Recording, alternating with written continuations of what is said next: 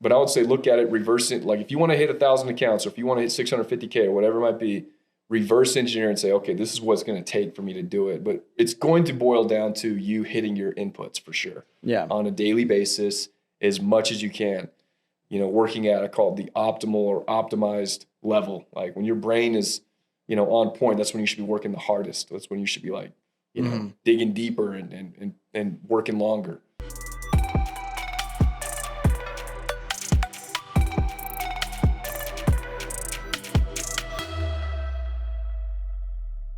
Welcome everybody out to the D2D Podcast. We got a special Golden Door deep dive with one of the OGs of the industry, brother Brigham freaking Lindsey.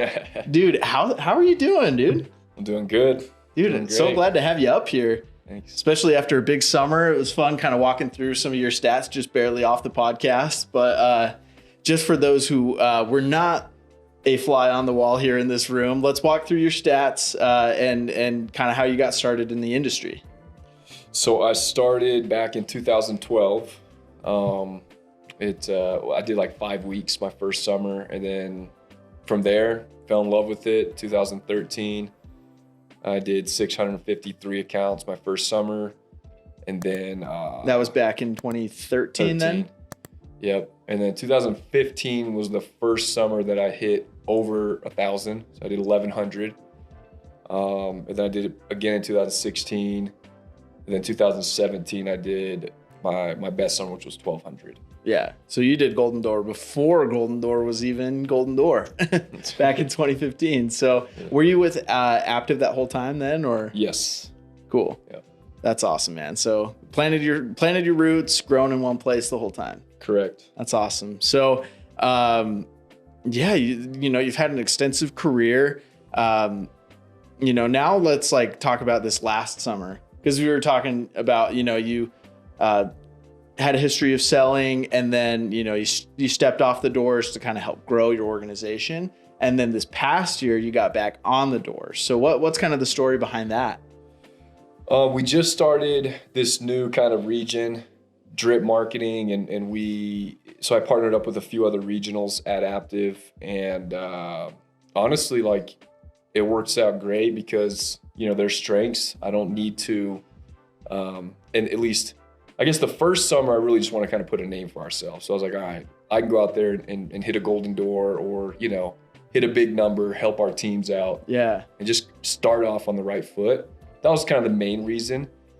And then also just Aptive in general, anyone that knows like about that company. We kind of had a rough 2022. And so leading up into 2023, I just felt that urge to get out there and have its back. You know, it's been so good to me. It's changed my life, blessed my life in so many ways. I'm like, you know what, if I do have that opportunity to kind of give back, and let me do it. And so it works out great. It was a win-win for me and my family, and then also for the company and for the new region. I love that. Yeah. Kind of like an opportunity to be like, you know what, you've provided for me. Let me like provide for you in a way. Yeah. It gave me like a good why. Yeah. You know, and that's half the battle. Probably even more than that when you're out there shooting for like a big number, is you have to have a reason why you're doing something. 100%. And I love what you guys are doing with Drip, by the way. Like, your guys' branding is awesome. You got some heavy hitters. Who are all the hitters on Drip marketing then? So we got Jake West. We have Aubert L'Esperance. He's going to kill me if I mess that up. L'Esperance. Yeah. We got Brent Snyder. We have myself. We also have a bunch of guys that hit over 500K. Yeah. So big hitters, but weren't Golden Door, but big hitters. Big hitters. Could have hit Golden Door if that would have been like the mark. I think for whatever reason, Aptive just set the bar at 500K. Gotcha. But it sounds like it's been raised to that Golden Door 650K now. Yeah. Yeah. We want to go out there and get after it. Oh, so cool. But yeah, and then, you know, big shout out to Aubert as well. Looking great as kind of the model for it. You guys got some swag now. Yeah, I'm loving it. The branding has been on point. So that's always been the historic. I remember in a recruiting meeting with Donnie, like years and years ago. Yeah, he was trying to recruit me from Vivint. He was like, you know, Vivint does have the swag. I'll give you guys that. Yeah, it's true. But I've always been jealous of it. I think you guys are making a comeback on that, making a splash. we're going for it. That's all you can do, right? Absolutely. So walk me through your stats then. How much revenue did you put up? How many accounts did you do this last summer? Last summer, personally, did 656 or 57,000. Did it in about a little over 3 months, and that's with traveling and helping the whole like partnership as well. Gotcha. So it was fun. It was so great. You both, had the hat of manager, regional, and the hat of top performer. Yes, and I'll say this though, it's a lot easier when you have 3 other guys that you can count on and rely on to, handle everything that needs to be done when you just need to put your head down and focus on, certain thing. So that definitely helps. So delegation's a big role in that as well. Not just like, you don't have the whole world on your shoulders, sounds like. Absolutely. Yeah. Which, is also a plug to, seeds of management getting planted years in advance to where you have guys that are kind of like your duplicates. Absolutely. Which is awesome. So, as a history as a top performer, walk me through some of I'm sure you've had a lot of guys come to you asking for advice. Where do you see most guys fail in their journey towards greatness? Yeah, I mean, I've thought about this a lot. I would say that if a rep can find a big enough reason, I know it's so simple, and I think we've probably heard this plenty of times on the podcast before, but if a rep can figure out the reason why he actually wants to do it, and it has to be greater than the pain that he's going to go through during the summer, that's my number one tip. I mean, it's as simple as it sounds. Like, if you just kind of want to do it, but you don't really actually have a reason why, or you don't create that reason, then when times get like, it's all fun and games until you get out there and you get your face kicked in. Yeah, you have to climb over some crazy walls during the summer, and you have to have that reason why you want to keep going. Because like a lot of people could have done it or could do it, but they don't really have that, like, I guess, it factor, that X factor that makes them push through all those hard times. Yeah, and it's interesting having interviewed so many Golden Door winners, because the pitch is essentially the same thing. There's only so many ways you can say 3 feet up, 3 feet out, my trucks are in the area. What really, in my opinion, differentiates those is the element of belief, and the element of like you said, having that why. So how does one really discover that why? Every summer for me, it's something different. I have to take some time and think about why, what is it that's going to drive me to go out there and make it happen again. I think one of the smartest things I've ever done was after I sold 1,100 accounts in 2015, I went out there in 2016, sort of believing that I was just a better salesman. Mm-hmm. I was like, yeah, you know what? I'm actually legit now. I did 1,100 I'm accounts. good. Yeah, I can just go out there and just do it again. But then the thought hit me. I'm like, well, what actually entailed me to go out there and hit 1,100 accounts? It was hard work. Yeah. I had to go out there every single day and give it literally my best. And so that's when it hit me. I'm like, no, I'm not a better salesman necessarily. I have to go out there and put the same effort and the same drive and that same passion into hitting it again. And I think a lot of guys have that good summer, but then they drop the next summer. Yeah. They either get complacent, they don't feel like they need anything, they don't have anything to prove, whatever it might be that's holding them back. So I'd say my number one thing is, figure out what your why is. Belief is definitely a strong, indicator of what someone's going to do that summer. You can start to, positive affirmations before you hit the summer. You can start putting the goals on the mirror, saying things like, hey, I've already done it. All those things are going to help. Give yourself more time too. If it takes you a little bit more time, that's okay. Yeah. Get out there early, stay out later, whatever you need to do to kind of hit it. Absolutely. Were you the first or one of the first reps to ever hit 1,000 accounts sold in the summer? Yes. I don't know I know there was a couple people that have done it before me. I'm not exactly sure how long it took them or anything like that, but I was one of the first ones. Yeah. So what inspired that jump to want to do 1,000? It's actually crazy. I was just kind of pissed because I did 650 my first full summer is the way I say it. And then the second summer I did it again, which I really wanted to hit 700. I even had the dirt bike on the wall. Yeah. I was going to get myself a dirt bike if I hit it. And I just kind of got to the end of the summer and I was like, you know what, this dirt bike, I could care less about it at this point. I just want to go home. I'd rather go home and get a dirt bike. Yeah. So I've always kind of had that like weakness about me where when it gets close to that end, like I'm ready to bounce. But that the next summer, I was like, it has to be an intrinsic why. You know, it can't be anything materialistic. So actually I had like a whole list of reasons why I need to dominate summer of 2015 was the poster I had. And I had all these reasons why, and the last reason was a financial reason. I think it was number 8. The number 1 was I dedicated it to my brother who had passed away like 4 months before the summer started. And so that like really, like if you want to have like a big reason why, like dedicate the summer to somebody you love, you know, do it for other reasons besides like materialistic items or money, because that's what's going to really drive you through those tougher times. So it was actually pretty easy. Like it never fazed me. Like when it was raining, I looked at it as an opportunity to get ahead of my competition. When it was hot or when I was struggling or when I was tired, I realized that, hey, when other people are tired or when other people are, you know, not wanting to get out there on the doors, if I do it, then that gives me a little bit of an edge. And so all those little things added up, just like so many little 1%ers here and there, that's what pushed me over the limit. So I actually didn't have a goal, believe it or not, to hit 1,000 accounts. My goal was just to have the best summer I could. And I knew that just what that entailed was accumulating every single day during the summer, doing the best I could each individual day. And if I could do that, then I was happy. So it was really focused more on effort too. So if I was mentally focused, if I was mentally in tuned throughout the day and I was able to give it like a lot of time, I was like, I went home happy camper.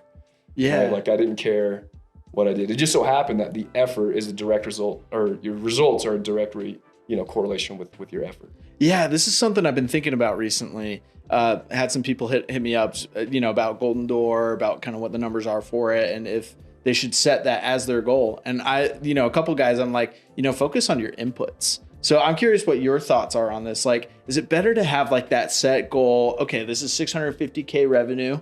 That's my goal. Or my goal is strictly inputs. I'm just going to go do the best that I can and see what I come up with.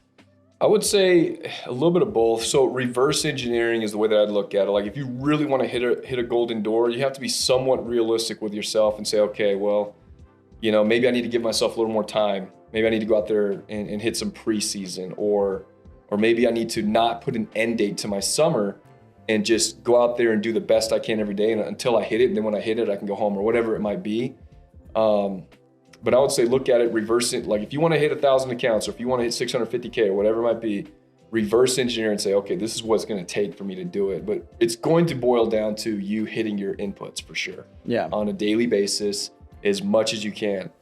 Working at, I call it the optimal or optimized level. Like when your brain is, on point, that's when you should be working the hardest. That's when you should be like, digging deeper and working longer. So. Yeah, totally. What in your opinion are the basic inputs everyone should be doing? It's for me, I actually have boiled it down into 3 main things. It just depends on who you're talking to. If it's a vet, I would say, or if it's someone that's done this for like a few years, this is what I would say, keep it super simple and go out there, set some sort of parameters. Like, I'll never start past this time, but like, if you need a little bit of extra time to get into the right like mental zone, then I would recommend you do it. For me, it's just whatever, it's the question. The big question is this going to make me more sales or not?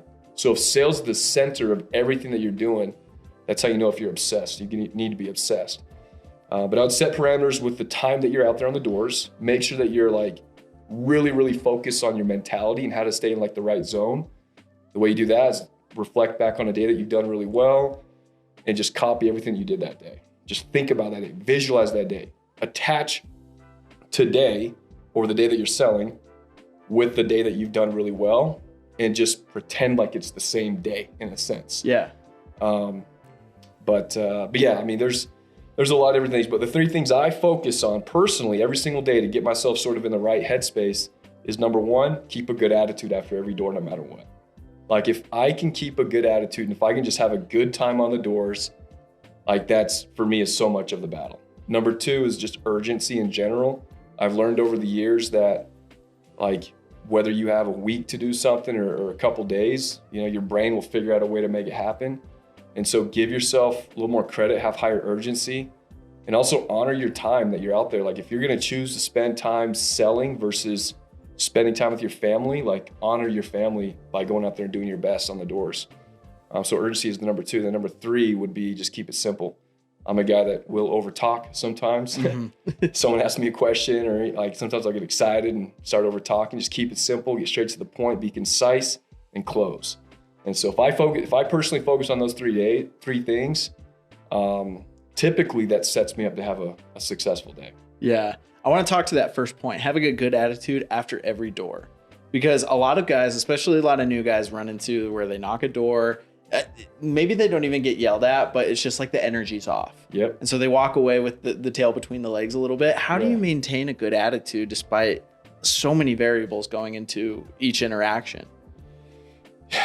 I think a lot of it has to just boil down to like, do you actually believe that you have control over your day? Like, because for me, it's like, I look at that as a learning experience. I look at that as like a growth opportunity. Like knocking doors to me is like going to a mental gym every day. Like I get to, just even like the language, I get to, not I have to, right? Like I literally get to go out there and create new experiences and new like memories every single day.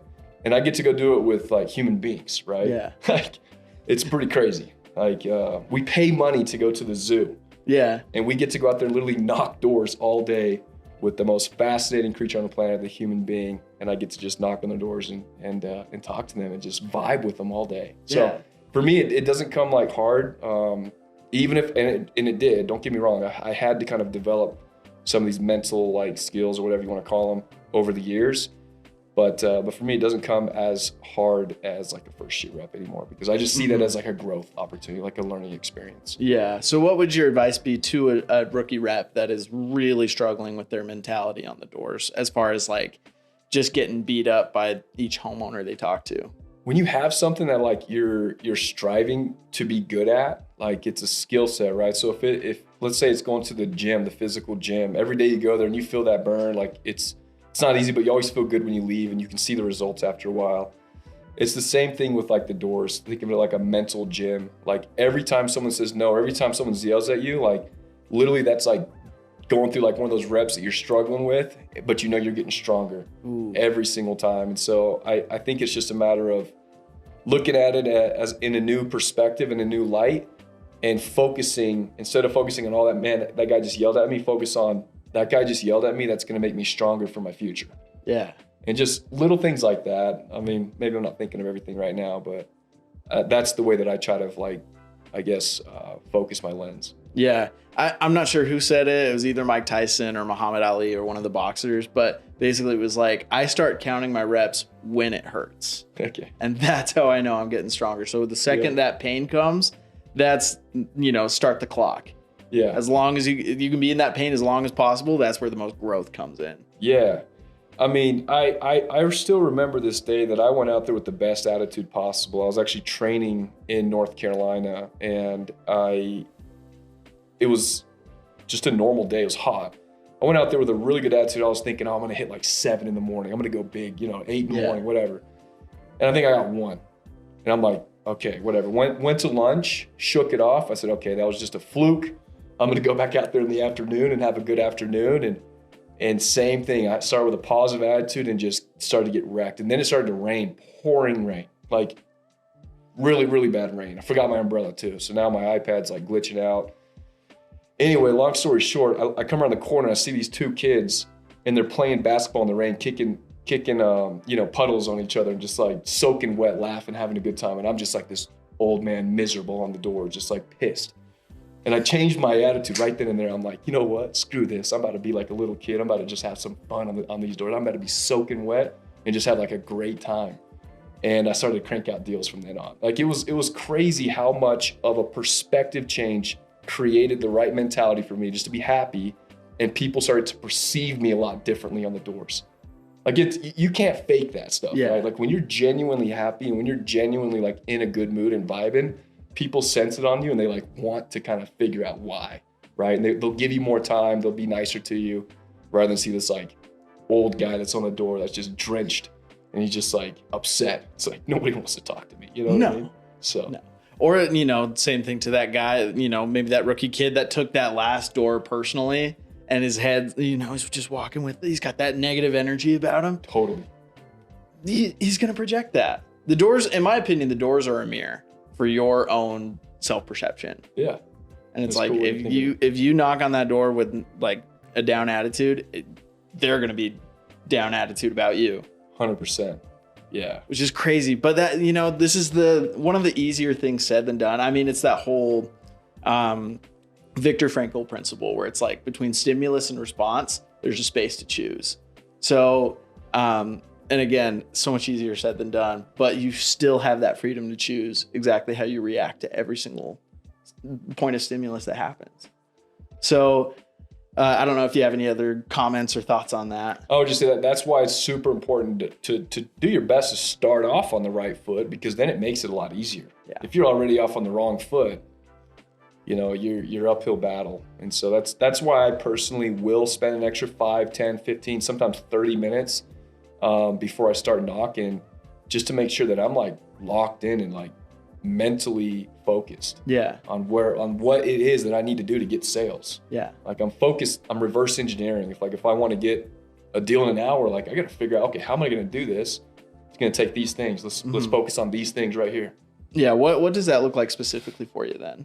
Just high urgency, keeping a good attitude, keeping it super concise. Cause I've got all the objections. I've got all like the format, the process, memorized to a T, to the point to where it just comes out naturally and conversationally. So really it's just about me giving them and transferring the right enthusiasm, transferring the right emotion for them to like bite. Gotcha. I'm looking for those bites. I'm looking for those people that are like, they can feel it, right? Yeah.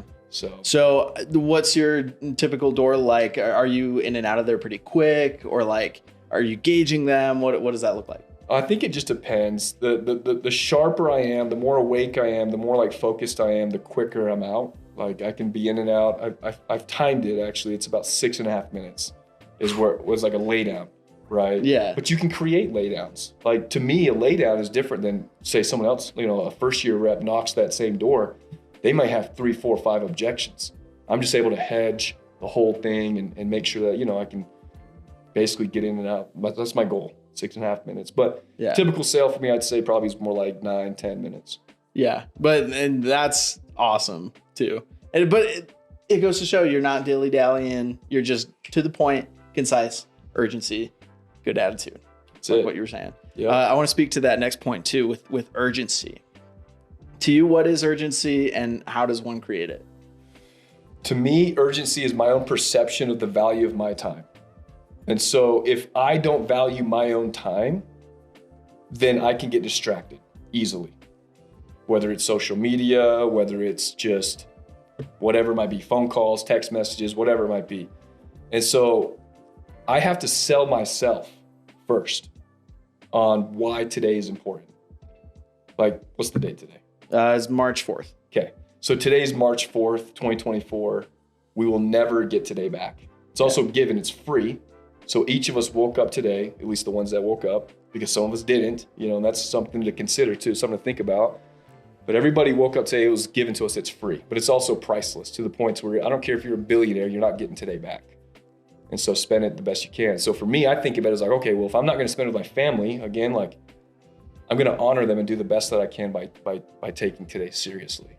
Yeah. And so that's the first thing is I will literally talk myself through those things every single day to build urgency. And then I'll start saying things like, okay, well, I've only got 2 spots left in my truck. Then I'll go through the system of, okay, well, how do I create urgency within the sales process or within what I'm doing specifically today? Today's the only day that I'm going to be in this neighborhood for another year. Maybe never, right? Yeah. Most likely never. And so to me, it's like today is like a special day for these people. I'm going to stop by their house and I'm going to yeah, 100%, give them my best pitch and I'm going to give them a great deal. And I believe in the service, especially just where Aptiv has gone with their service. Like it's incredible what we offer now to customers. So I just truly believe that you have to sell yourself first, basically, is what it boils down to. And once you believe how important time is, then things will start to just kind of domino from there. Yeah, because, obviously urgency is such a big piece, but what's interesting, I've rarely thought about it as you got to sell yourself on that urgency. tomorrow's not promised. All you have is today. Memento mori, you know? Absolutely. And then now speaking to the third piece of your kind of 3-part input equation is the conciseness. Yeah. Is that a word? Conciseness? Yeah. Being concise. Being concise. Yeah. Yeah. Talk to me about learning that and what that looks like to you. It's just one of my weaknesses, I think, is I'll over talk, I'll overcomplicate it. I just have to recognize that the more concise I am, the shorter my objection like lengths are as far as like overcoming that, the more confident I am perceived, you know, or whatever I feel. So just for me, I think in general, it's just something that I have to be aware of personally. Mm-hmm. I talk too fast and I over talk. Those are my 2 weaknesses that I've found on the doors. Yeah. And so I just have to keep it concise. I feel that on such a personal level. Yeah. Cause I'm such like I'm like a bro-y kind of guy. Like I want to be homies with them super badly before I like cut straight to the point. And sometimes that works, but a lot of the times it's like, dude, what are you doing out here? Like, why are you talking to me about my truck? Like, I don't care. What are you out here selling? Yeah. You know what I mean? And at that point, you just got to pull out the short range pistol and just be like, bada bing, bada boom. This is what absolutely. I'm doing. Yeah. So, because if you're over explaining the product, it gets so complicated and customers just get caught up in the weeds. Absolutely. Everything. That's a great point. You know, you got to make it, the simpler it is for like, you have to make it seem simple. So it's a simple, you know, answer.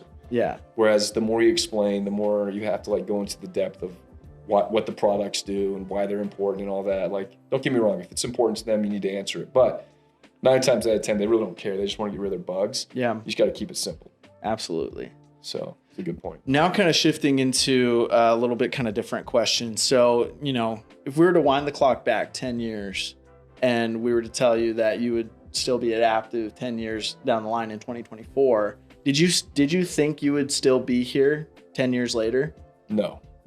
What's kept you here then? It's a mixture of things. Like, I've just always been a loyal person, and not to say that loyalty is always the best way, but for me, building relationships with the people around me, building something really cool, and feeling like I'm sort of like in war, you know, with other, just within the whole industry. It's kind of like a very, I guess, competitive, right? Super competitive.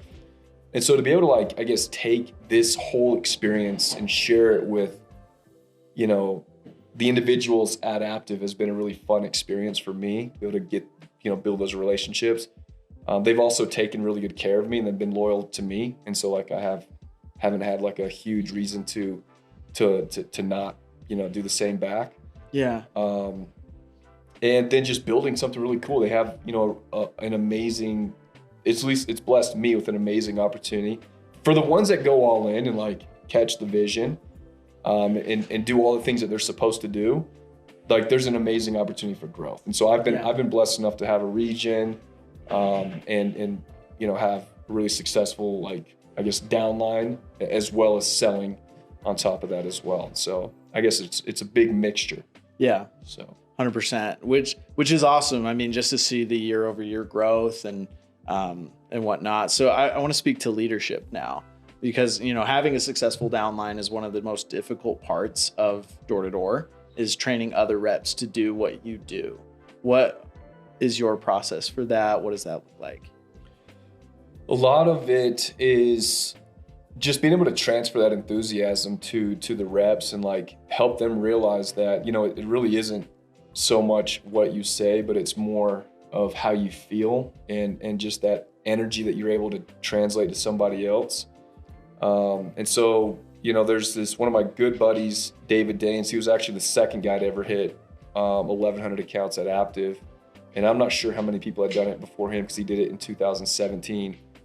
But that was fun, you know, to be able to train him, to show him. I've trained other reps that have done, you know, 1,000 accounts or more. And so it's been fun in that sense.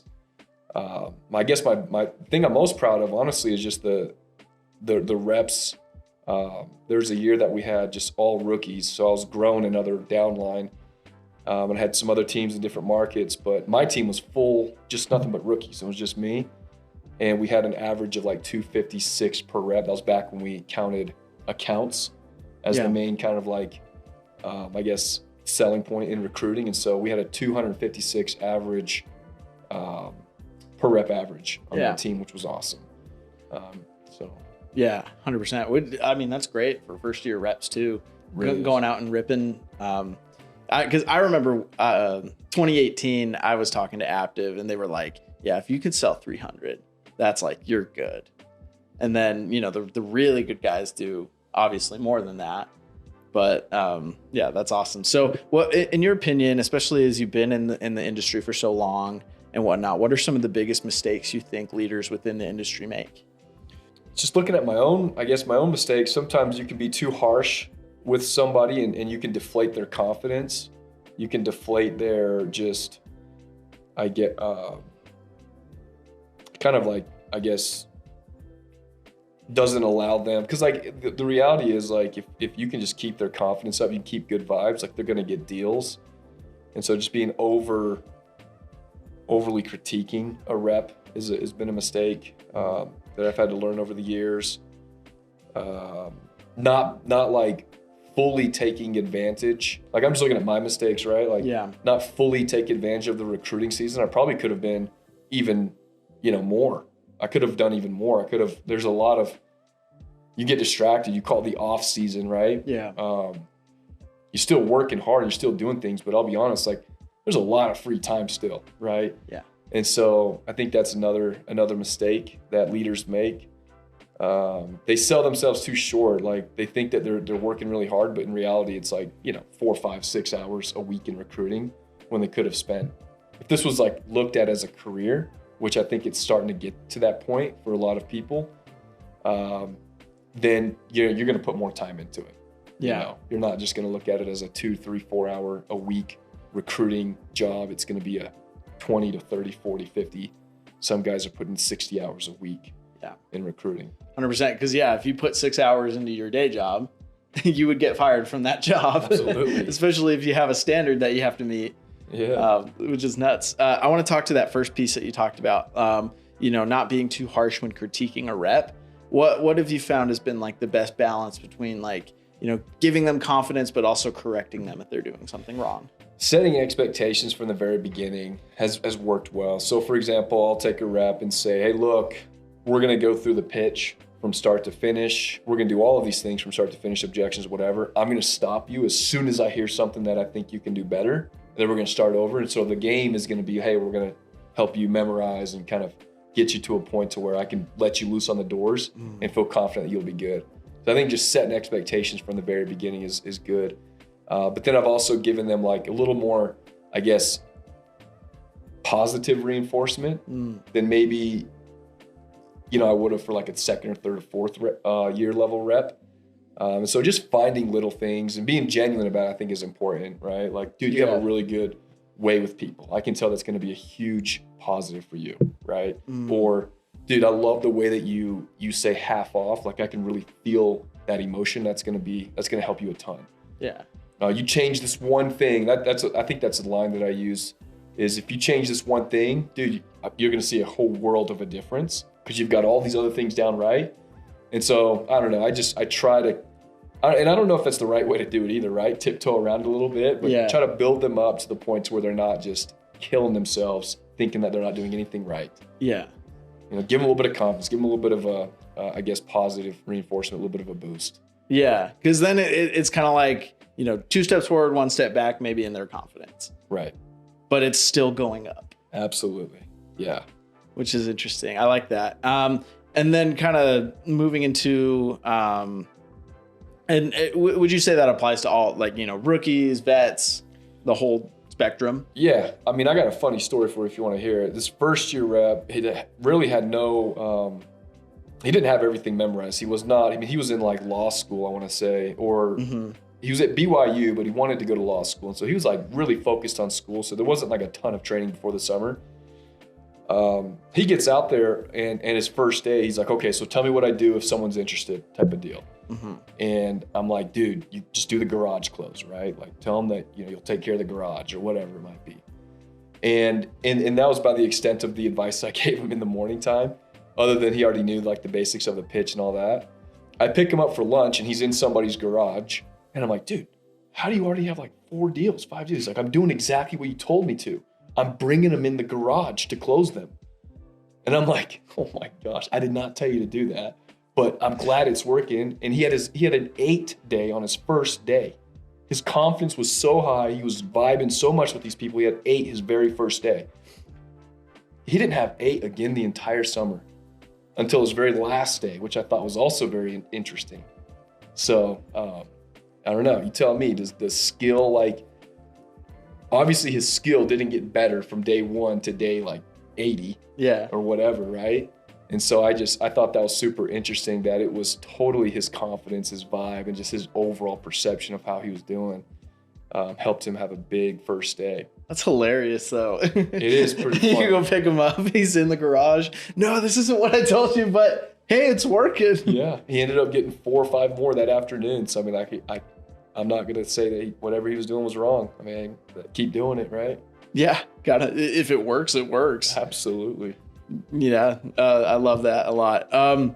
And then going back to, kind of some of the mistakes that you've both made and have kind of seen in the industry, what are some quick ways to self-correct, I guess? How do you keep your ear to the ground to yourself?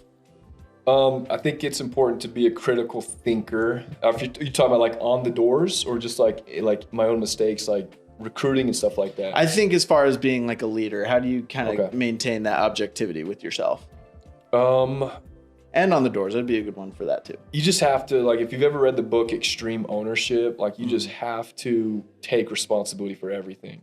And so you have to look at it like, okay, this sucks that this happened, and it doesn't, like, I don't know how it makes sense because I thought I was doing everything right or whatever. But this rep decided to leave and go somewhere else or whatever it might be, right? And you have to look at it from an internal perspective and say, well, there is a lot more I could have done, right? I could have done this, I could have done that. Not to beat yourself over, not to beat yourself up about it, but at the same time, it's like take responsibility, ownership, and then make changes. Let that be like fuel for the fire to keep going and to have even a bigger, better downline. Absolutely. And now kind of like on the doors, how are you self-correcting while knocking? I like to be a critical thinker. I think that's actually a good thing to focus on during the day. It helps you stay focused. It helps you like sharpen that saw, whatever you want to call it. Always becoming better. Always like, you have to think of sales as an actual skill set that you can improve, because then it makes it more of a game.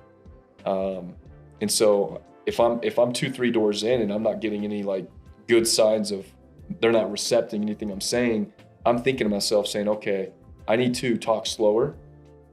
I need to give them better eye contact. I need to do these things, and then I can focus on that. Yeah.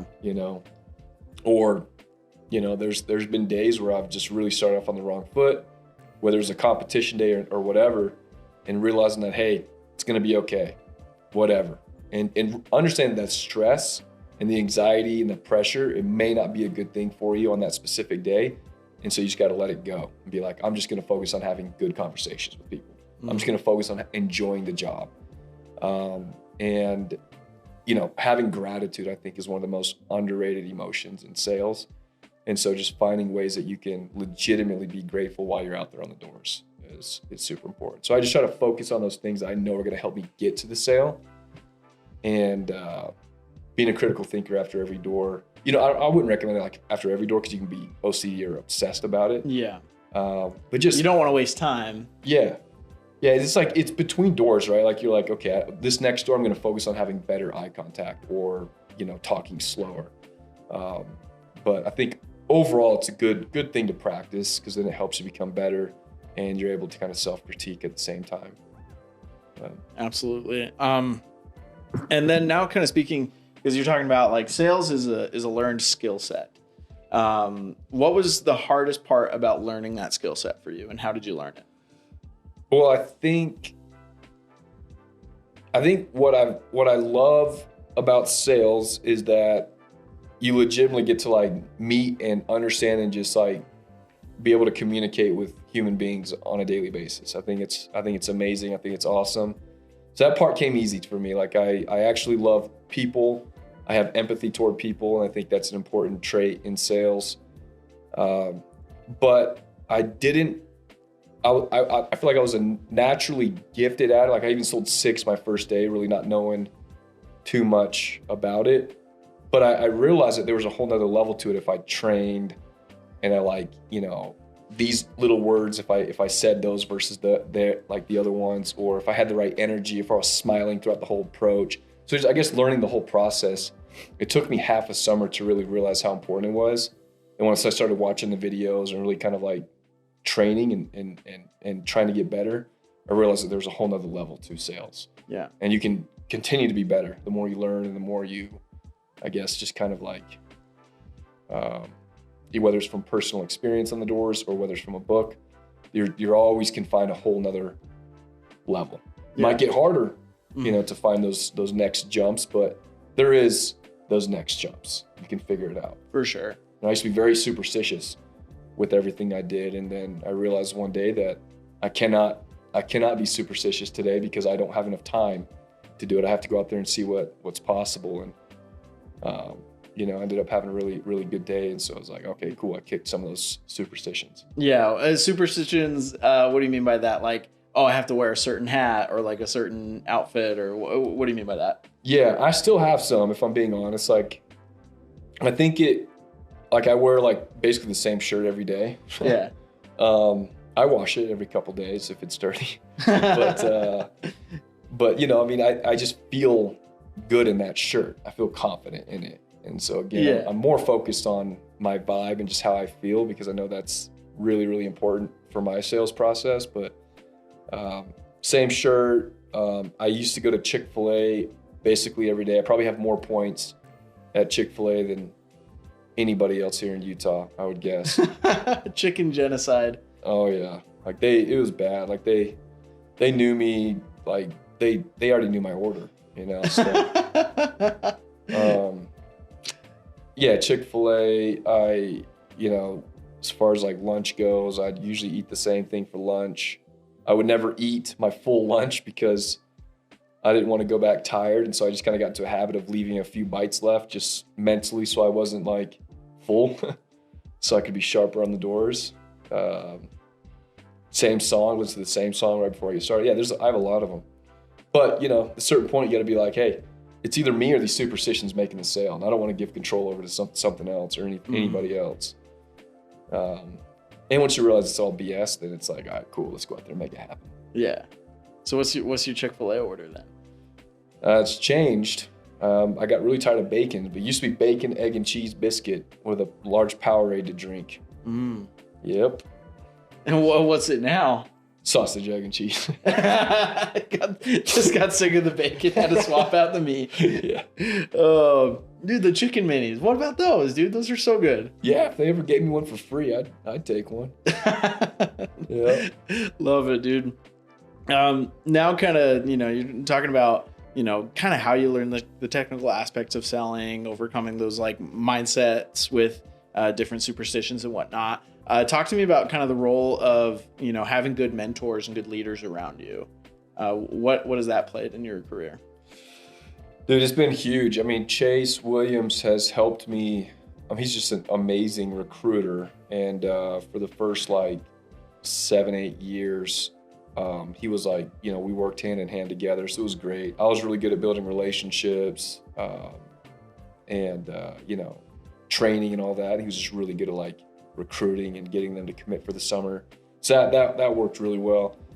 Also Vess, you know, Vess has always been a great mentor to me, and it's been awesome just learning from him. You have to have people that like are either where you want to be, right? You want to like be able to listen to someone that is either where you want to be or just can teach you things that you don't already know. And so I've always just looked at those guys as really big examples, you know, in my life, not just within sales, but just outside of sales as well. So it's been fun just learning from them. Tosh as well, Kyle Nielsen. They're all they're all studs. Donnie. So, Yeah. Yeah. Big shout outs to all those boys. absolutely. And then shout outs, to some of the boys in drip marketing as well. We've already given them shout outs, but it's cool to see you take on kind of like a mentor role for them as well. Yeah, it's transitioned. I mean, I still love sales. I still love to train, and I still do that. I'll be out there during the summer training a ton. But it's also fun to kind of see guys, taking that next step into the battlefield where they want to go for, a golden door. Or they went from 300K to 500K or whatever it might be. And just to see those progressions in them personally. And then to have that gratitude, I think that's really, really important, that reps and just in general, humans love to feel like they are grateful, I love to feel when a rep has gratitude toward me, right? For my time and for the energy and for me just absolutely caring about them. And so I try to do the same for my people, right? I try to show them gratitude in little ways. It's just a good feeling altogether. 100%. And now kind of speaking, a little bit to that as well. And, with your experience, 10 plus years on the doors, how do you help inspire that kind of long-term vision for your guys? It's easier for me because I'm 39 and I'm still knocking doors. And so I don't buy into the excuses of, hey, I'm too old to be knocking. Because then I just look at them and say, dude, have you seen my ID? And for them to actually see me out there on the doors on my Segway looking like a goofy old man in the rain. I still knock in the rain. Like I still do everything that I used to be. I actually like it because it keeps me humble, right? Like you can teach a man a lot of things, but to keep him humble, that's a hard one, as you start to feel, I guess, success in your life. And so I think it's just a matter of showing them, leading from the front is a big one. That takes care of a lot of the. I think overall I'm pretty dang like genuine and sincere with my reactions and messages that I give to them. Like if I'm having a rough day, like I'll let them know. Like I'm not gonna sit there and like complain about it, but like dude, like I feel you. Today's been rough, but you know what? There's one thing I know about this job is that if you keep going, the only option is to win. Yeah. Just kind of inspire them by not feeding them this BS that like maybe they think that I think they want to hear, but just giving them it exactly how I feel, and I think that it resonates with reps. Yeah, authenticity. I love that. Because that's always such a tricky part of any sort of job, any sort of leadership, because if you're full of crap about something, if you're raining and you're like, this is amazing, and you're totally fake about it, reps can smell that a mile away. But if you're like, you know what? Yeah, it kind of sucks. Today's a little rough, but all I know is that if we control our inputs, outputs take care of themselves. We're due. love it. That's just how the universe works. It's true. You just got to find, it's fun, being able to have that relationship with reps where you're able to, not feel like you have to throw out some BS, because it's not a real relationship, right? You want to, yeah. And I'm not going to lie, there's sometimes I call my own reps and be like, dude, I'm struggling. I remember actually David, he knows this story, and he's not even in the industry anymore, but he was the guy that hit 1,100 accounts. I remember having 0 by lunch, and I was just like, dude, I'm tripping. Yeah. I don't know what the freak's going on. I can't get a daggone deal, bro.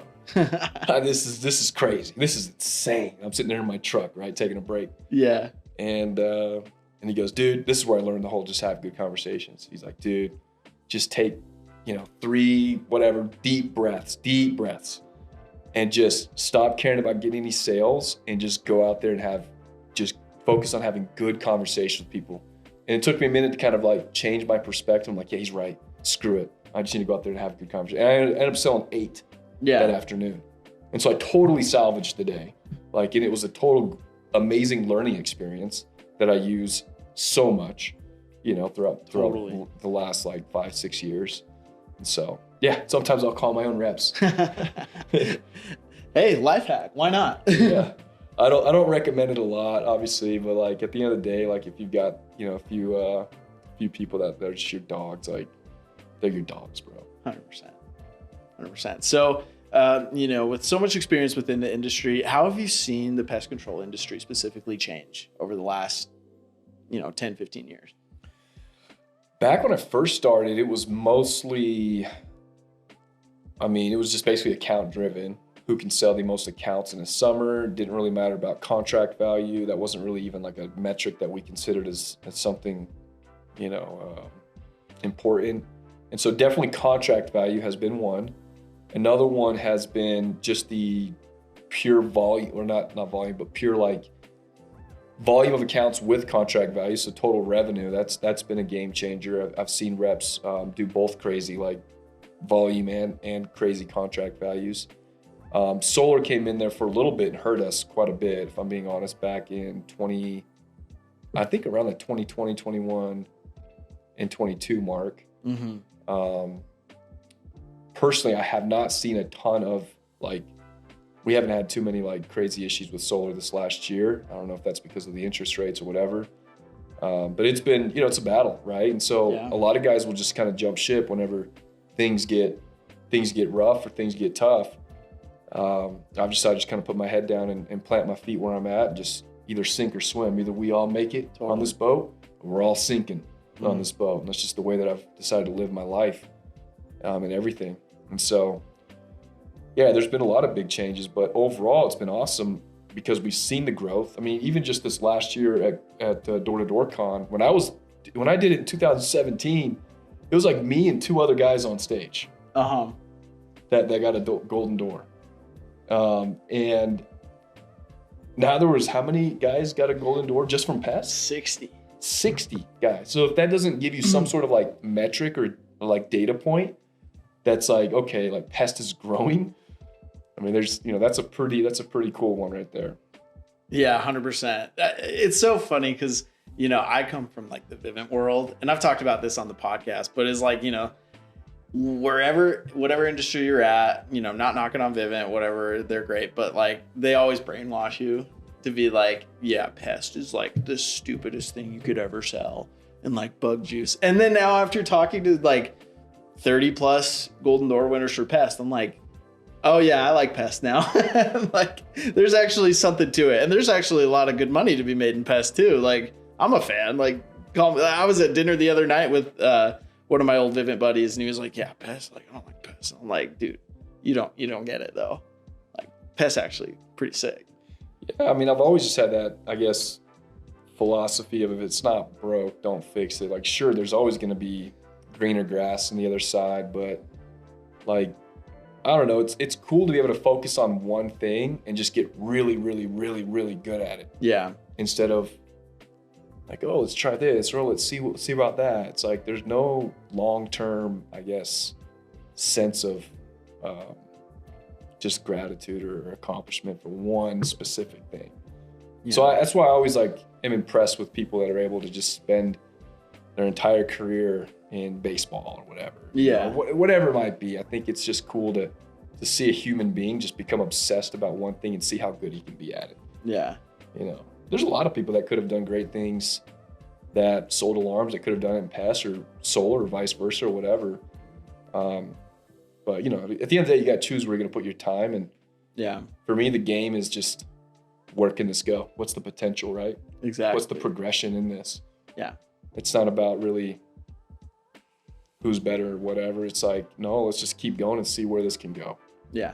So I love that. Well, dude, I really appreciate you coming out here. All the nuggets that you've freely given. Do you have any parting words for the industry before we let you go?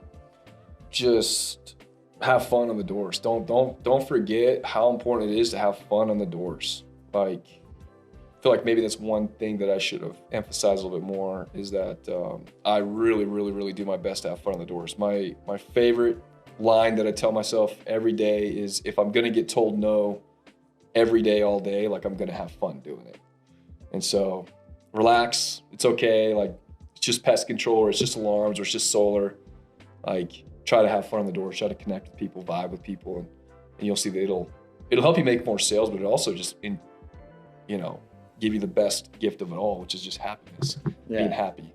I wouldn't want to be a slave to money. That's why I love what I do, right? I actually enjoy knocking doors. Not every day, and there's walls to climb, but I have trained my brain to actually enjoy knocking doors. I like challenges. I like everything about it. So you just got to put that in the right perspective. But joke with your customers, have fun. You got any funny door stories then? I got a lot of them, dude. I got them on camera too. I did this one where I tried to cross one of my eyes and do the country accent. I'll try to do it for you on camera here. Is that the one I should be looking at? Yeah, look at that one. All right. Hey, how y'all doing? Good. Hey, I'm with Aptive. I've never been able to finish it.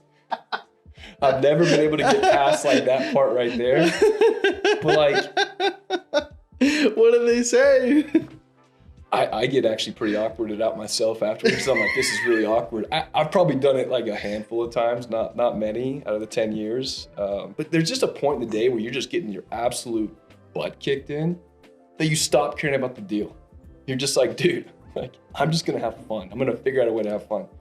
And so I don't recommend doing anything crazy, but like in good spirit, right? 100%. Like, it's all good. Like, people are people. I don't care if they're 50, 60, 70, 80 years old. One thing I've realized is that they all have young spirits. Yeah. Like, you can vibe and connect with anybody out there. Totally. It doesn't matter. And yeah, so there's several others that I do. I'll say like a specific word that's kind of I'm sure everybody probably does that. That's just kind of funny. It means probably nothing, you know? It's like, oh, I'm taking care of the crawling jackrabbits. I don't freaking know, you know? Something silly. Just putting it in there to kind of have fun. Totally. Keep it light. Keep it light. Keep it light. What a great way to end the podcast right there. Dude, thanks again for coming up. Guys, keep tuning into the podcast. We'll see you next time.